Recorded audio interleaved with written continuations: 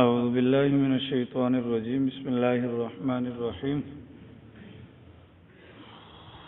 لقد كان لكم في رسول الله اسوة حسنة لمن كان يرجو الله واليوم الآخرة وذكر الله كثيرا۔ احباب کرام، ایک دفعہ محبت سے عبادت کی نیت سے بآواز بلند درود ابراہیمی پڑھ لیجئے۔ اللہم صلی علی محمد وعلی آل محمد صلیت علی ابراہیم وعلی آل ابراہیم انکا حمید مجید۔ اللہم علی محمد وعلی آل محمد کما بارکت علی ابراہیم وعلی آل ہجرت کا جو 7واں سال تھا اس کے اندر خیبر فتح ہوا، اور خیبر کی فتح در حقیقت مسلمانوں کے لیے مالی اعتبار سے ایک بہترین فتح تھی، جس کے نتیجے میں مسلمانوں کو پہلی مرتبہ وافر مقدار میں خوراک کھانے کو ملی، چونکہ خیبر کا علاقہ وہ تھا کہ جہاں پر کھجوروں کے باغات تھے، اور ان باغات کے نتیجے میں جو مال غنیمت مسلمانوں کو حاصل ہوا، اس سے مسلمانوں کے لیے روزی روزگار کے اعتبار سے ایک بہت بڑی فراوانی کی صورت اللہ تعالیٰ نے پیدا فرمائی۔ نبوت کے 5ویں سال میں جو مسلمانوں نے سرکار کی اجازت پر حبشہ کی طرف اپنا ایمان بچانے کے لیے ہجرت فرمائی تھی، 2 ہجرتیں ہوئی تھیں۔ ان دونوں ہجرتوں کے نتیجے میں جو مسلمان حبشہ کے اندر موجود تھے، وہ بھی خیبر کی فتح کے موقع پر سرکار سے واپس آ کر ملاقات کرتے ہیں۔ ان میں حضرت جعفر بھی ہوتے ہیں جو حضرت علی کے بڑے بھائی ہیں۔ سرکار دو عالم صلی اللہ علیہ وسلم حضرت جعفر اور ان کے ساتھیوں کو دیکھ کر فرمانے لگے کہ مجھے یہ سمجھ نہیں آ رہا کہ مجھے خیبر کی فتح کی زیادہ خوشی ہے یا جعفر اور ان کے ساتھیوں کی آمد کی زیادہ خوشی ہے۔ 7واں سال ہجرت کا یوں مکمل ہوا، اور پھر آگے جو 8واں ہجرت والا سال ہے اس کے اندر بھی کچھ بڑے بڑے واقعات ہوئے، جن میں سب سے بڑا واقعہ وہ فتح مکہ والا واقعہ ہے۔ اسلامی سال شروع ہوتا ہے محرم الحرام سے، تو محرم کا مہینہ جو تھا ہجرت کے 8ویں سال کا، اس کے اندر کوئی خاص بڑا واقعہ پیش نہیں آیا۔ البتہ جب سفر کا مہینہ آتا ہے، یعنی کہ اسلامی سال کا جو دوسرا مہینہ تھا، اس کے اندر سرکار دو عالم صلی اللہ علیہ وسلم نے ایک چھوٹا سا لشکر روانہ کیا تھا مکہ مکرمہ کے قریب ایک جگہ تھی قدید کے نام سے، اس کی طرف روانہ کیا تھا۔ در حقیقت قریش کے ساتھ جو جنگ تھی وہ تو 10 سال تک بند ہو گئی تھی، مدت صلح کی قائم ہو گئی تھی، یہودیوں کو مدینہ منورہ سے نکال دیا گیا تھا۔ اب سرکار کی نظر کے اندر یہ چیز تھی، ارد گرد کے اندر جو چھوٹے چھوٹے قبائل ہیں ان کو سبق سکھایا جائے۔ ایک اسلامی ریاست کے قیام کے لیے چاروں اطراف سے اس ریاست کو پرامن بنانے کے لیے یہ لازمی ہے کہ ان کو اپنی طاقت اور ان کے سامنے اپنا لوہا منوایا جائے۔ چنانچہ ایک چھوٹا سا لشکر غالب بن عبداللہ لیثی رضی اللہ تعالی عنہ کے ساتھ اللہ کے نبی علیہ السلام نے سفر کے مہینے میں مقام قدید کی طرف روانہ فرمایا۔ یہ حضرات صحابہ کرام اس علاقے میں جاتے ہیں اور اس علاقے والوں پر جا کر حملہ کر دیتے ہیں، اور وہاں سے ان کا اونٹ اور بکریاں وغیرہ لے کر واپس مدینہ منورہ کی طرف روانہ ہو جاتے ہیں۔ لڑائی کی نوبت نہیں آتی۔ جب اس قبیلے کے لوگ جو تھے بنی الملحول ان کو کہا جاتا تھا، انہوں نے مسلمانوں کا تعاقب کیا، مسلمانوں کا پیچھا کیا۔ اللہ کی شان، مسلمان آگے تھے اور یہ کافر پیچھے آ رہے تھے۔ اللہ نے دونوں کے درمیان فرق کرنے کے لیے بارش برسا دی، اور اتنی زیادہ بارش ہوئی کہ باقاعدہ مسلمانوں اور کافروں کے درمیان والی جگہ کو اللہ تعالیٰ نے بارش کے پانی سے بھر دیا۔ لہذا مسلمانوں کا یہ جو لشکر تھا یہ خیر و عافیت سے مدینہ منورہ واپس پہنچ جاتا ہے۔ یہی وہ مبارک سال ہے ہجرت کا، اور یہی وہ مبارک مہینہ ہے سفر کا، جس میں سیدنا خالد ابن ولید رضی اللہ تعالی عنہ مسلمان بھی ہوتے ہیں۔ تاریخ انسانی کے اندر 2 بندے بڑے شاہ سوار مانے گئے ہیں اور دنیا نے ان کو مانا ہے۔ ان میں سے پہلے نمبر پر خالد ابن ولید ہیں، اور دوسرے نمبر پر اکرمہ بن ابی جہل، یعنی ابو جہل کا جو بیٹا تھا۔ تو یہ دونوں کے دونوں جو ہے یہ حالت اسلام کے اندر نہیں تھے، تو کافروں کی طرف سے یہ بہت زیادہ سخت قسم کے حملہ آور تصور کیے جاتے تھے۔ چنانچہ خالد بن ولید رضی اللہ تعالی عنہ کا آپ نے بارہا سنا ہوگا کہ احد کے میدان کے اندر جو وقتی طور پر مسلمانوں کو شکست کا سامنا کرنا پڑا، اس کی بنیادی وجہ بھی خالد بن ولید کا وہ لشکر تھا جو پیچھے سے آیا تھا، اور انہوں نے آ کر مسلمانوں کو تلوار کی نوک پر دھر لیا تھا۔ خالد ابن ولید رضی اللہ تعالیٰ عنہ یہ مکہ مکرمہ کے بڑے باپ کے بیٹے تھے. ولید ابن مغیرہ ان کے والد کا نام تھا. اور ولید ابن مغیرہ یہ مکہ کے ان لوگوں میں سے ہے کہ جب سرکار نے نبوت کا اعلان کیا تو مکہ والوں نے کہا کہ جب خدا کو نبی ہی بنانا تھا تو وہ دو وادیاں یعنی کہ مکہ اور طائف کے لوگوں میں سے دو بڑے بندوں کو نبی بنا کر بھیجا. تو مکہ کے جس بندے کے متعلق مکہ والوں کا کہنا تھا اگر اللہ نے مکہ کے کسی بندے کو نبی بنانا تھا تو وہ ولید ابن مغیرہ کو بنا تھا. ولید ابن مغیرہ کے 10 بیٹے تھے جن میں سے 3 مسلمان ہو گئے تھے اور خود ولید ابن مغیرہ اور باقی ماندہ اس کے جو 7 بیٹے تھے انہوں نے اسلام قبول نہیں کیا تھا. تو ولید ابن مغیرہ تو حالت کفر میں مر گیا. البتہ ان کے جو بیٹے خالد ابن ولید ہیں اور ولید ابن ولید اور ایک اور نام کا تھا یہ 3 مسلمان ہوئے. خالد ابن ولید کہتے ہیں کہ میرے دل کے اندر اسلام کیسے آیا. خود فرماتے اپنا واقعہ بیان کرتے ہیں کہ میں جب قریش کی طرف سے محمد کے مقابلے پر آتا تو جب مقابلہ ہو جاتا تو مقابلے کے بعد جب میں تنہائی میں بیٹھتا تو میرا دل مجھے مخاطب کر کے کہتا کہ خالد تیری تمام تر کوشش اور تمام تر جد و جہد یہ بیکار ہے, تجھے کوئی فائدہ نہیں ہوا. چنانچہ فرماتے ہیں کہ ہر جنگ کے موقع پر میرا دل مجھے اسی بات کی طرف ملامت کرتا. اللہ کی جان فرماتے ہیں کہ جب سن 6 ہجری کے اندر حدیبیہ کے مقام پر قریش مکہ کی طرف سے میں سواروں کے ساتھ موجود تھا تو میں نے دل میں ارادہ کیا کہ جب سرکار اپنے صحابہ کو نماز پڑھا رہے تھے تو میں نے ارادہ کیا کہ میں نماز کے اندر ہی جا کر حملہ کر دیتا ہوں اور محمد الرسول اللہ کو ختم کر دیتا ہوں. فرماتے ہیں کہ میں اس حملے کے ارادے سے آگے بڑھا لیکن اللہ کے نبی کو میرے حالات کا علم ہو گیا. اسی وقت میرے دل میں یہ بات آ گئی کہ یہ محمد کوئی عام انسان نہیں ہے بلکہ غیب کی طرف سے ان کی حفاظت وغیرہ کا ایک نظام اللہ تعالیٰ نے قائم کر رکھا ہے. فرماتے ہیں جب یہ بات ہو گئی تو میرے دل میں اسلام کی بات تو پہلے ہی آ گئی تھی, اب یہ وہ جو محبت ہے یہ اسلام کی طرف جو توجہ ہے وہ زیادہ ہو جاتی ہے. فرماتے ہیں کہ پھر جب قریش مکہ اور مسلمانوں کا صلح ہو گیا تو اس صلح کو میں نے قریش کے لیے شکست تسلیم کیا. ایک دن میں نے بیٹھ کے سوچا عجیب و غریب بات ہے, قریش کی قوت بھی اس صلح کی بنیاد پر ختم ہو چکی ہے. حبشہ کا جو بادشاہ ہے نجاشی وہ بھی محمد کا پیروکار بن چکا ہے. اب اگر میں مکہ میں رہوں گا تو کب تک رہوں گا؟ اب میرے سامنے 2 ہی راستے تھے, یا تو میں مکہ میں رہتا محمد کے غلبے کا انتظار کرتا, یا دوسری صورت یہ تھی کہ میں باہر نکل جاتا, روم کی طرف چلا جاتا, فارس کی طرف چلا جاتا, ان بادشاہوں کے ایمان کو قبول کر کے یا تو نصرانی بن جاتا یا میں مجوسی بن جاتا یا میں یہودی بن جاتا, اور ساری زندگی پھر میں جو عجم کے لوگ ہیں ان کے ماتحت رہ کر میں زندگی گزارتا.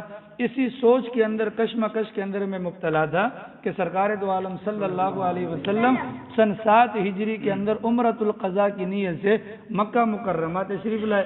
جب مکہ مکرمہ سرکار تشریف لائے تو میں چھپ گیا, میں ان لوگوں کے سامنے مسلمانوں کے سامنے نہیں آیا. اللہ کی جان سرکار جب عمرہ کر کے واپس چلے گئے تو میرا جو بھائی تھا ولید ابن ولید وہ مسلمان ہو چکا تھا. اس نے مجھے کہا, اس نے مجھے خط لکھا باقاعدہ, اور خط کے اندر کہا کہ تجھ جیسے عقل مند آدمی کے لیے اسلام جیسے پاکیزہ مذہب سے بے خبر رہنا یہ بڑے تعجب کی بات ہے. اور اس کے بعد میرے بھائی نے خط کے اندر لکھا کہ سرکار دو عالم صلی اللہ علیہ وسلم نے تمہارے بارے میں پوچھا تھا. جب سرکار نے بھی پوچھا ہے اور پھر ساتھ میں یہ بات میرے دل میں پہلے بھی آ گئی تھی. فرماتے ہیں کہ وہ خط کا مضمون پڑھ کر میں نے تہیہ کر لیا کہ مجھے مدینہ جانا چاہیے اور محمد الرسول اللہ کا ایمان قبول کرنا چاہیے. فرماتے ہیں اسی دوران میں نے خواب کے اندر دیکھا کہ میں ایک ایسے شہر کے اندر ہوں کہ جس کے اندر قحط ہے, یعنی قحط سالی ہے, کھانے پینے کو کچھ نہیں مل رہا. اور اسی خواب کے اندر مجھے دکھلایا گیا کہ میں اس شہر سے نکل کر ایسی جگہ کی طرف جا رہا ہوں جہاں پر قحط وغیرہ کچھ نہیں ہے. تو میرے دل اور دماغ نے 100% اس بات کو تسلیم کر لیا کہ اللہ بھی یہی چاہتے ہیں کہ میں دین اسلام کو قبول کر لوں.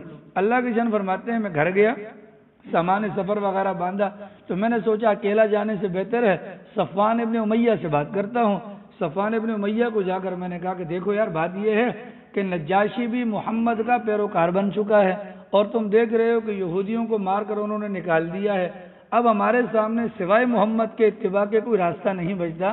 تو صفوان ابن امیہ کہنے لگا اگر پوری کی پوری دنیا کے سارے انسان اگر محمد کا کلمہ پڑھ لیں اور سوائے میرے کوئی بھی نہ بچے میں تب بھی محمد کا کلمہ نہیں پڑھوں گا. چنانچہ صفوان ابن امیہ نے بھی انکار کر دیا. خالد ابن ولید فرماتے ہیں کہ پھر میں اپنے ایک اور دوست کے پاس گیا اور ان کو جا کر میں نے یہ کہا. جب ان کو کہا تو اس نے بھی آگے سے اسی قسم کا جواب دے دیا. پھر میں نے سوچا کہ چلو اکیلا چلتا ہوں. تو اکیلا چلتے ہوئے میرے دماغ میں آیا ایک اور صاحب تھے عثمان بن طلحہ جو کعبۃ اللہ کی کنجی بردار ہے، جن کے پاس کعبۃ اللہ کی چابیاں ہیں. تو خالد ابن ولید کہتے ہیں میں نے ان سے اپنا ارادہ ظاہر کیا. انہوں نے کہا کہ بہتر رائے ہے تمہاری، میں بھی تمہارے ساتھ چلتا ہوں. چنانچہ طے ہو گیا کہ مکہ مکرمہ کے باہر کسی جگہ پر ملاقات کریں گے. اب مکہ مکرمہ سے خالد ابن ولید نکلتے ہیں، عثمان بن طلحہ نکلتے ہیں. آگے چلتے ہیں تو راستے میں مکہ مکرمہ کے سب سے بڑے جو عاقل مشہور تھے، یعنی عقل اور دانش مندی کے لحاظ سے جن کا نام تھا، ان کا نام تھا عامر ابن العاص. وہ بھی راستے میں مل گئے. جب یہ تین بندے ملے کہاں کو، کہا کہ محمد الرسول اللہ صلی اللہ علیہ وسلم سے ملاقات کو. چنانچہ یہ تین بندے جاتے ہیں، مدینہ منورہ پہنچنے سے پہلے مقام حرہ کے اندر اپنی سواریوں کو باندھتے ہیں. خالد ابن ولید رضی اللہ تعالیٰ عنہ فرماتے ہیں کہ میں نے دیکھا کہ میرا بھائی سامنے سے آیا اور اس نے آ کر مجھے کہا کہ جلدی چلو جلدی چلو، اللہ کے نبی کو تمہاری آمد کی اطلاع مل چکی ہے اور اللہ کے نبی علیہ الصلوۃ والسلام تمہاری آمد پر بہت زیادہ مسرور اور خوش ہوئے ہیں. چنانچہ سرکار دو عالم صلی اللہ علیہ وسلم کے سامنے یہ تینوں حضرات آئے. جب یہ آئے اللہ کے نبی علیہ السلام نے فرمایا کہ مسلمانوں خوش ہو جاؤ، آج مکہ نے اپنے جگر گوشوں کو اٹھا کر تمہارے درمیان پہنچا دیا ہے. یہ اتنے بڑے درجے کے لوگ تھے. چنانچہ سرکار دو عالم صلی اللہ علیہ وسلم کے سامنے جب یہ تینوں حضرات گئے تو حضرت خالد ابن ولید رضی اللہ تعالیٰ عنہ فرماتے ہیں میں نے سرکار کو جا کر السلام علیکم یا رسول اللہ یہ کہا. اللہ کے نبی نے سلام کا جواب دیا اور میں نے سرکار کے سامنے کہا اشہد ان لا الہ الا اللہ وان محمد رسول اللہ. اللہ کے نبی علیہ الصلوۃ والسلام نے خوشی کا اظہار کرتے ہوئے فرمایا کہ خدا کا شکر ہے کہ جس نے تجھے ایسی عقل عطا کی جس نے اسلام کی طرف رہنمائی کی. اور خود اللہ کے نبی نے فرمایا کہ مجھے امید تھی کہ تیری عقل تجھے ایک نہ ایک دن ضرور بھلائی کی طرف متوجہ کرے گی. اس کے بعد خالد ابن ولید کہتے ہیں میں نے کہا یا رسول اللہ آپ جانتے ہیں کہ میں نے آپ کے اور حق کے مقابلے میں کتنا لوگوں کو روکا ہے، یعنی کہ کتنا زیادہ آپ لوگوں کا میں نے مقابلہ کیا ہے. آپ اللہ سے دعا کر دیجئے اللہ تعالیٰ میری ان خطاؤں کو معاف کر دے. سرکار نے فرمایا کہ اسلام کا جو مطلب ہے وہ یہی ہے، اسلام اس سے پہلے کیے جانے والے تمام گناہوں کو معاف کر دیتا ہے. خالد ابن ولید کہنے لگے نہیں یا رسول اللہ آپ میرے لیے دعا فرما دیں، اللہ میری تمام کوتاہیوں کو معاف کر دے. چنانچہ سرکار نے ہاتھ اٹھا کر دعا مانگے خدا آج تک خالد ابن ولید نے جو کچھ کیا ہے اسلام سے پہلے ان کے تمام گناہوں کو معاف فرما دیجئے. چنانچہ خالد ابن الولید کے گناہوں کو معافی کا اعلان مل گیا. اب دوسرے نمبر پر عثمان بن ابی طلحہ آگے آتے ہیں، وہ بھی اسلام قبول کرتے ہیں. تیسرے نمبر پر عامر بن العاص آتے ہیں. وہ کہتے ہیں جب میں سرکار کے سامنے گیا تو شرم کی وجہ سے میں آنکھ نہیں اٹھا سک رہا تھا اور میری اتنی ہمت نہیں تھی کہ میں نے جو کچھ پیچھے والی زندگی میں کیا ہے میں کس منہ سے سرکار کا سامنا کروں. لیکن بہرحال میں نے ہاتھ بڑھایا اور اللہ کے نبی علیہ الصلوۃ والسلام نے مجھے بھی گناہوں کی معافی کی بشارت کا پیغام سنایا. اس طریقے سے یہ تین بڑے بڑے بندے جو ہیں یہ مسلمان ہو جاتے ہیں. اللہ کی شان یہ سفر کا مہینہ ہے، ربیع الاول کا مہینہ گزر جاتا ہے، ربیع الثانی کا مہینہ گزر جاتا ہے، آگے چل کر جمادی الاولیٰ کا مہینہ آتا ہے. میں نے آپ کو بتلایا تھا سرکار دو عالم صلی اللہ علیہ وسلم نے حدیبیہ کی صلح ہو جانے کے بعد ارد گرد کے تمام بادشاہوں کے نام دعوتی خطوط روانہ فرمائے تھے. ان دعوتی خطوط میں سے ایک خط اللہ کے نبی نے روانہ کیا تھا شام کے امیر کے نام، جس کا نام تھا شرحبیل ابن عمرو، اس کے نام بھجوایا تھا اور صحابی رسول حارث ابن عمیر کو دے کر بھیجا تھا. یہ جو شرحبیل تھا یہ قیصر روم کی طرف سے شام کا امیر تھا. شرحبیل کے بعد جب سرکار کا خط پہنچا نہ صرف اس نے خط کو پھاڑ دیا تھا بلکہ وہ جو قاصد جو صحابی رسول آئے تھے ان کو بھی قتل کروا دیا تھا. چنانچہ اللہ کی شان یہ ہے کہ اللہ کے نبی علیہ الصلوۃ والسلام نے 3,000 بندوں کا ایک لشکر روانہ فرمایا موتا کی طرف. شام کا علاقہ ہے بلقا کے اندر ایک جگہ کا نام تھا موتا، اس کی طرف سرکار نے ایک لشکر روانہ فرمایا اور اس کا امیر بنایا گیا زید ابن حارثہ کو. اللہ کے نبی علیہ الصلوۃ والسلام نے یہ 3,000 کا لشکر سن 8 ہجری جمادی الاولیٰ کے مہینے میں روانہ فرمایا اور اس لشکر کو بہت زیادہ تاکید کے ساتھ نصیحتیں فرمایا کہ بھئی امیر ہوں گے زید ابن حارثہ، ایک سفید کپڑا اللہ کے نبی نے بطور جھنڈا کے دے دیا، فرمایا کہ مسلمانوں کا یہ جھنڈا زید ابن حارثہ کے ہاتھ میں ہوگا، زید ابن حارثہ اگر شہید ہو جائیں تو پھر سردار یا لشکر کے امیر وہ حضرت جعفر ہوں گے، اگر جعفر بھی شہید ہو جائیں تو پھر مسلمانوں کے امیر اپنا عبداللہ ابن رواحہ ہوں گے۔ یہ باتیں اللہ کے نبی نے کہیں۔ اس کے بعد لشکر کو روانہ کیا جاتا ہے۔ جب تھوڑا سا یہ آگے گئے تو وہاں تک اللہ کے نبی بنفس نفیس چلے، اور بالکل جب جدا ہونے کا وقت تھا اس موقع پر سرکار نے مزید ان حضرات کو ہدایات دی۔ ان میں سے ایک ہدایت یہ تھی کہ اللہ سے تقوی، اللہ تعالیٰ کی طرف سے مدد اور اعانت مانگ کر تم نے مقابلہ کرنا ہے۔ بچوں کو قتل نہیں کرنا ہے، بوڑھوں کو قتل نہیں کرنا ہے، عورتوں کو قتل نہیں کرنا ہے۔ یہاں سے نکل کر فوراً پہلے اس جگہ پر جانا جس جگہ پر حارث ابن عمیر کو شہید کیا گیا تھا، ان لوگوں کو جا کر دین کی دعوت دینا۔ اگر وہ دین کی دعوت قبول کر لیں تو پھر لڑنے بھڑنے کی ضرورت نہیں ہے، اور اگر وہ دین کی دعوت کو جھٹلا دیں تو پھر اللہ کا نام لے کر اللہ کے نام سے اللہ کی ذات کے ساتھ کفر کرنے والوں کے ساتھ قتال کرنا۔ چنانچہ یہاں سے یہ 3000 کا لشکر روانہ ہوتا ہے۔ وہاں پر جو شرحبیل ہوتا ہے شام کا امیر، اس کو پتہ چلتا ہے کہ مسلمان میرے مقابلے کے لیے آ گئے ہیں، تو 1,00,000 بندوں کا لشکر لے کر وہ آ جاتا ہے۔ قیصر روم کو پتہ چلتا ہے تو وہ شرحبیل کی مدد کے لیے 1,00,000 کا مزید لشکر لے کر وہ بھی آ جاتا ہے۔ یہ لوگ بلقاء کے علاقے میں پہنچ کر جمع ہوتے ہیں۔ یہاں سے مسلمان آتے ہیں تو موتا سے پہلے ایک جگہ تھی معان نام کی، وہاں پر پہنچے۔ مسلمانوں کو پتہ چلا ہم 3000 اور آگے 2,00,000 کا لشکر ہے، تو حضرات صحابہ کرام نے وہاں پر بیٹھ کر مشورہ کیا کیا کرنا چاہیے۔ ایک صحابی کی روایت، دوسرے کی، تیسرے کی رائے یہ ہوئی ہم سرکار کو اطلاع دے دیتے ہیں، اگر اللہ کے نبی کہتے ہیں کہ آگے بڑھو تو آگے بڑھیں گے، اور اگر سرکار نے منع کر دیا تو پھر ہم واپس آ جائیں گے۔ چنانچہ یہ مشورہ ہوتے ہوتے ایک دن گزر گیا، پھر مشورہ ہوتے ہوتے دوسری رات جب آئی تو عبداللہ ابن رواحہ نے کہا اے میری قوم کے لوگوں، جس چیز کو تم مکروہ یعنی ناپسند سمجھ رہے ہو وہ تو وہی شہادت ہے جس کے حصول کے لیے تم گھروں سے نکلے ہو۔ اللہ کی قسم، اللہ کا نام لے کے آگے بڑھو، 2 چیزوں میں سے ایک اللہ ہمیں ضرور دے گا، یا تو اللہ تعالی ہمیں فتح یابی کرے گا، مال غنیمت دے گا، وگرنہ اللہ تعالی ہمیں شہادت سے سرفراز فرمائے گا۔ چنانچہ عبداللہ ابن رواحہ کی رائے پر عمل کرتے ہوئے حضرات صحابہ کرام، عبدالرحمن مزہ آ رہا ہے آپ حضرات کی توجہ ہے؟ توجہ ہے سر؟ سمجھ میں آ رہا ہے؟ اب ہمیں سننے میں اتنی تکلیف ہو رہی ہے، وہ صحابہ کرام 2,00,000 کے مقابلے میں جا رہے تھے، ان کی کیا حالت تھی؟ ذرا ایمان کے ساتھ، جذبے کے ساتھ بیٹھا کریں، بات سمجھ آ رہی ہے؟ چنانچہ عبداللہ ابن رواحہ کی بات کو مان کر حضرات صحابہ کرام چلتے ہیں۔ یہاں سے یہ 3,000 کا لشکر ہے، وہاں سے یہ 2,00,000 کا لشکر، یہ جمع ہو جاتے ہیں، صفیں بالکل آمنے سامنے بن جاتی ہیں۔ میں نے آپ کو پہلے بھی بتلایا تھا اس زمانے کے اندر لشکر کی جو ترتیب ہوتی تھی، لشکر کو 5 حصوں میں تقسیم کیا جاتا تھا۔ ایک میمنہ ہوتا تھا، ایک میسرہ ہوتا تھا، ایک مقدمہ ہوتا تھا، ایک ساقہ ہوتا تھا، ایک قلب ہوتا تھا۔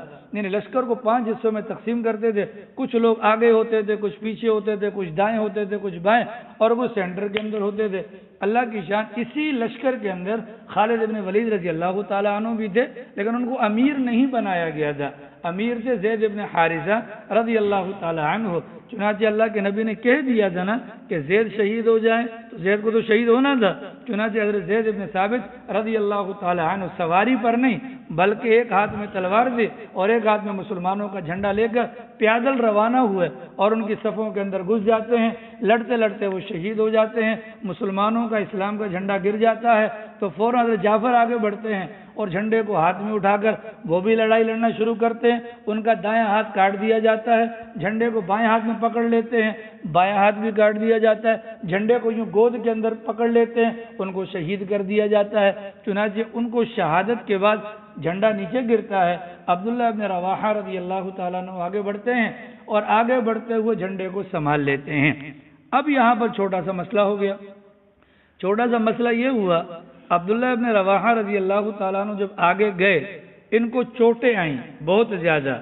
ان کو جو چوٹیں آئیں تو چوٹوں کی وجہ سے ان کی جو رفتار تھی، رفتار میں تھوڑی سی کمی آ گئی۔ جب رفتار میں کمی آ گئی، کئی دنوں کا فقر و فاقہ تھا، ان کے چچا زاد بھائی نے اسی لڑائی کے موقع پر ان کو ایک ہڈی لا کر دی کہ آپ فقر و فاقے کی حالت میں ہیں، جسمانی اعتبار سے کمزوری ہے، آپ آگے نہیں جا سک رہے، یہ تھوڑا سا چوس لیں آپ اس کو، تاکہ کچھ قوت آ جائے اور جوان مردی کے ساتھ آپ لڑ سکیں۔ چنانچہ انہوں نے اس ہڈی کو لیا، چوسا اور فوراً پھینک دیا کہ بھئی جنت بالکل سامنے ہے اور میں دنیا کے کاموں کے اندر مشغول ہوں۔ لیکن زخموں کی وجہ سے وہ جو پہلے والی رفتار تھی وہ رفتار نہیں ہو رہی تھی۔ انہوں نے فوراً اپنے نفس کو ملامت کیا، اپنے نفس کو ملامت کیا کہ لوگ جہاد کے اندر لگے ہوئے ہیں اور تو سستی کا مظاہرہ کر رہا ہے۔ یہ جو چند سیکنڈ کی جو ملامت تھی، جو تردد آگے بڑھنے میں ہوا، یہ ہو تو گیا لیکن آگے چل کر وہ بھی شہید ہو جاتے ہیں۔ اللہ کی شان حضرت عبداللہ بن رواحہ بھی شہید ہو گئے اور اس کے بعد مسلمانوں کا جھنڈا جو ہے وہ گر جاتا ہے۔ ایک اور صحابی تھے ثابت ابن قیس غالباً ان کا نام تھا، انہوں نے جھنڈا اٹھایا اور مسلمانوں سے کہا اے مسلمانوں اپنا کسی کو امیر بنا لو۔ مسلمانوں نے کہا آپ ہمارے امیر، ہم تو آپ پر اتفاق کرتے ہیں۔ انہوں نے کہا نہیں، میں اس کام کا نہیں ہوں، مطلب میں کمان نہیں سنبھال سکتا۔ چنانچہ لوگوں نے، تمام صحابہ نے حضرت خالد ابن ولید رضی اللہ تعالی عنہ کے ہاتھ میں جھنڈا دینا چاہا، ان کو اپنا امیر بنانا چاہا۔ خالد ابن ولید رضی اللہ تعالی عنہ نے ابتدا کے اندر کچھ تردد کیا کہ نہیں میں نہیں بنوں گا، لیکن لوگوں نے کہا کہ آپ جنگ کے ماہر ہیں اور آپ واقف ہیں، لہذا خالد ابن ولید رضی اللہ تعالی عنہ کو اسلام کا یا مسلمانوں کا جھنڈا دیا گیا۔ اور پھر خالد ابن ولید تو خالد ابن ولید تھے، خود فرماتے ہیں کہ اس دن ایک دن کے اندر میرے ہاتھ سے 9 تلواریں ٹوٹی تھی۔ کتنی؟ 9 تلواریں ٹوٹی تھی۔ ایک یمنی تلوار تھی جو میرے ہاتھ کے اندر بچی، وہ دن تو ایسے ہی گزر گیا، اس میں مسلمانوں کے 3 بڑے بڑے شہید ہو جاتے ہیں، لیکن خالد ابن ولید رضی اللہ تعالی عنہ کافروں کی ایسی درگت بناتے ہیں کہ ان کو بھی یاد رہے گا۔ اگلا دن آیا تو خالد ابن ولید رضی اللہ تعالی عنہ نے ایک جنگی چال چلی۔ وہ میں نے آپ کو بتایا نا کہ جو 5 حصوں میں جو لشکر کو تقسیم کرتے تھے، ارے خالد ابن ولید رضی اللہ تعالیٰ عنہ کو بھی تو نظر آ رہا تھا نا کہ یار 2 لاکھ بندے ہیں، 3000 بندے کہاں سے مقابلہ کر سکتے ہیں۔ چنانچہ خالد ابن ولید رضی اللہ تعالیٰ عنہ نے دوسرے دن صبح کے موقع پر اس لشکر کی حیت کو تبدیل کر دیا، جو کل بالکل پیچھے تھے آج ان کو بالکل آگے کر دیا، آگے والوں کو بالکل پیچھے کر دیا۔ کافروں نے دیکھا نئے نئے چہرے ہیں، انہوں نے یہ سوچا کہ اچھا ان کی تو مدد کے لیے اور لوگ آ گئے، تو لشکر کے اندر رد و بدل کے نتیجے میں کافروں کے دلوں پر ایسا روب بیٹھا کہ کافروں کا 2 لاکھ کا لشکر 3000 مسلمانوں کے مقابلہ نہ کر سکا اور وہ شکست کھا کر وہ بھاگ جاتا ہے۔ خالد بن ولید رضی اللہ تعالی عنہ چونکہ سمجھدار تھے، انہوں نے مناسب نہ سمجھا کہ اب ان کا تعاقب کیا جائے، ان کا پیچھا کیا جائے، اپنے لشکر کو صحیح سالم رکھنا اور خیریت کے ساتھ واپس لے آنا یہ بہت بڑی کامیابی تھی۔ اللہ کی شان سرکار بیٹھے ہوئے مدینہ منورہ میں اور یہ معاملہ ہو رہا ہے شام کے اندر۔ مدینہ سے شام کا 1 مہینے کا پیدل کا سفر تھا، یا 15 سے 20 دن کا پیدل کا سفر تھا۔ اللہ کے نبی علیہ الصلوۃ والسلام کو معجزاتی طور پر اللہ تعالیٰ نے یہ کمال عطا فرمایا کہ شام کا وہ جو علاقہ تھا، جو میدان تھا، اس میدان کا پورا نقشہ سرکار کے سامنے آ گیا اور درمیان کے تمام راستوں کو اللہ کے نبی علیہ الصلوۃ والسلام کے ہٹا دیا گیا۔ چنانچہ سرکار نے الصلاۃ جامعۃ کی ندا کروائی، تمام صحابہ کو جمع فرمایا اور ممبر پر بیٹھ کر اللہ کے نبی علیہ الصلوۃ والسلام نے جنگ کے حالات بیان کرنا شروع کیے۔ چنانچہ سرکار نے فرمایا کہ بھائی زید ابن ثابت اسلام کا جھنڈا لے کر آگے بڑھے اور کافروں سے خوب لڑے یہاں تک کہ جنت میں داخل ہو گئے۔ پھر فرمایا کہ جھنڈا اٹھایا حضرت جعفر نے اور انہوں نے دائیں ہاتھ میں پکڑا کٹ گیا، بائیں ہاتھ میں پکڑا کٹ گیا، پھر گود میں پکڑا کٹ گیا یہاں تک کہ وہ شہید ہو گئے۔ حضرت جعفر جب شہید ہوئے تھے ان کے جسم پر 90 سے زیادہ زخم تھے، تیر اور تلوار کے۔ سرکار نے فرمایا کہ جعفر بھی شہید ہو گئے، ان کے دونوں بازوؤں کے کٹنے پر اللہ نے ان کو 2 پر عطا فرمائے جن کے ذریعے سے وہ جنت کے اندر فرشتوں کے ساتھ اڑ رہے ہیں۔ پھر اللہ کے نبی نے فرمایا کہ مسلمانوں کا جھنڈا عبداللہ ابن ابی رواحہ نے اٹھایا۔ یہ بات کہی، سرکار خاموش ہو گئے، سرکار خاموش ہوئے۔ انصاری سمجھے کہ معاذ اللہ خدا خیر کرے کہیں ان کا کوئی عمل وغیرہ ایسا تو نہیں ہے کہ جس سے کوئی مطلب ان کی موت کے اندر فرق آ گیا۔ تھوڑی دیر اللہ کے نبی نے سکوت فرمایا اور اس کے بعد فرمایا کہ عبداللہ ابن رواحہ بھی لڑے لیکن تھوڑا سا تردد ہوا۔ وہ جو تردد تھا نا وہ تھوڑا سا تردد ہوا، اس تردد کے بعد وہ لڑے، خوب جم کر لڑے، یہاں تک کہ وہ شہید ہوئے اور وہ بھی جنت میں اٹھا لیے گئے، لیکن جنت کے اندر جس تخت پر ان کو رکھا گیا تھا وہ تخت ہل رہا تھا، وہ تخت جو تھا وہ ہل رہا تھا۔ میں نے پوچھا کہ تخت کے ہلنے کی وجہ، تو مجھے بتلایا گیا کہ ان کے جو نفس کے اندر جو تھوڑا بہت تردد آیا تھا، اس تردد کی بنیاد پر آخرت کے اندر ان کو جو مقام ملا وہ تخت تو موجود تھا لیکن اس کے اندر ہلنا وغیرہ موجود تھا۔ اسی بنیاد پر ہمارے بڑے فرماتے ہیں جو عبادت کی جائے اگر اس کے اندر کسی قسم کا تردد نہ ہو اس نفس کو نفس مطمئنہ کہا جاتا ہے، اور اگر کسی عبادت کے موقع پر اگر نفس مطمئن نہ ہو اس کو ملامت کر کے اس کو مجبور کیا جائے تو اس کو نفس لوامہ کہا جاتا ہے۔ چنانچہ یہ جو معمولی والا معاملہ ہوا سرکار کو دکھلا دیا گیا، یہاں سے اٹھ کر سرکار دو عالم صلی اللہ علیہ وسلم حضرت جعفر کے گھر جاتے ہیں۔ حضرت اسماء بنت عمیس حضرت جعفر کی بیگم ہے، اللہ کے نبی علیہ السلام کو دیکھتی ہیں، اللہ کے نبی مسلسل رو رہے ہیں۔ جب روتے ہوئے دیکھا اسماء بنت عمیس نے کہا یا رسول اللہ خیریت تو ہے، کہیں آپ کو جعفر اور ان کے ساتھیوں کے متعلق کوئی اطلاع تو نہیں ملی؟ اللہ کے نبی نے فرمایا جعفر شہید ہو چکے ہیں۔ اسماء بنت عمیس کہتی ہیں یہ بات سننی تھی کہ میری چیخ نکل گئی اور سارے گھر کی خواتین جمع ہو جاتی ہیں۔ اللہ کے نبی نے جعفر کے بچوں کو بلایا، ان کے سر کو مسح کیا، مطلب چھوا، اور پھر واپس آ کر 3 دن تک سرکار روتے رہے اور مسجد کے اندر موجود رہے اور گھر والوں سے کہا کہ آج کا کھانا اسماء بنت عمیس کے یہاں بھجوا دو کہ اس کے گھر والے مشغول ہیں۔ یہ واقعہ ہوا جماعت الاولیٰ کے اندر۔